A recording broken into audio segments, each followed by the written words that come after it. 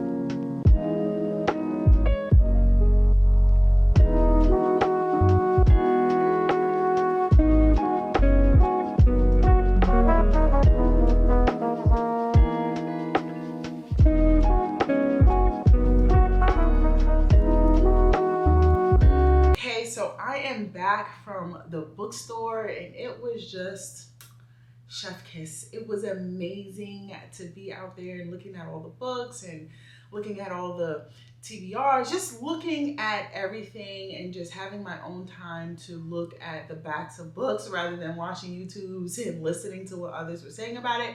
But let's just get straight into the books that I have purchased for today. Now, quick disclaimer, I am currently reading a Christian fiction and it's called Sick of Me, From Transparency to Transformation, and I really enjoy this book. I'm looking to finish this book today so I can start the other books, but it's just about all the things that we are able to be transparent about within ourselves, our heart issues, our pride, entitlement, all the things, but it's about moving from actually being transparent about that thing to allowing God to transform you from that thing. So definitely be on the lookout for a book review on this. But now let's get into the meat of it. So when I was at Half Price Books, I really enjoy Half Price Books because they had all the books that Barnes & Noble would have literally for half the price. And I found a thriller. So this is called A Good Girl's Guide to Murder by Holly Jackson. And it's the perfect nail-biting mystery. So on the back of the book, it says, this is the story of an investigation turned obsession. Pretty and popular high school senior Andy Bell was murdered by her boyfriend, Sal Singh, who then killed himself. It was all anyone could talk about. And 5 years later, Pip sees how the tragedy still haunts her town. Now a senior herself, Pip decides to re-examine the closed case for her final project. At first, just to cast doubt on the original investigation. But soon she discovers a trail of dark secrets that might actually prove Sal innocent. And the line between past and present begins to blur. Someone in Fairview doesn't want Pip digging around for answers, and now her own life might be in danger. Pip, I want to be nosy with you. What are we going to find out? Like, I just really feel like this is going to be a really good thriller, especially in the month of October. And this book at Half Price Books cost me $8. So if you have a Half Price or just a local bookshop, make sure you check them out for the books cheaper, because Barnes & Noble will be trying to kill you. Now, when I went to Barnes & Noble, I already had my mind set on a book that I wanted, but I looked at multiple books just to make sure that my head wasn't going to be swayed any other way, and it wasn't. Now, I have heard great things about this book, and it's called Love and Other Words. Excuse my husband. But it's called Love and Other Words. But it's called Love and Other Words. A dynamic love story will restore anyone's faith in love.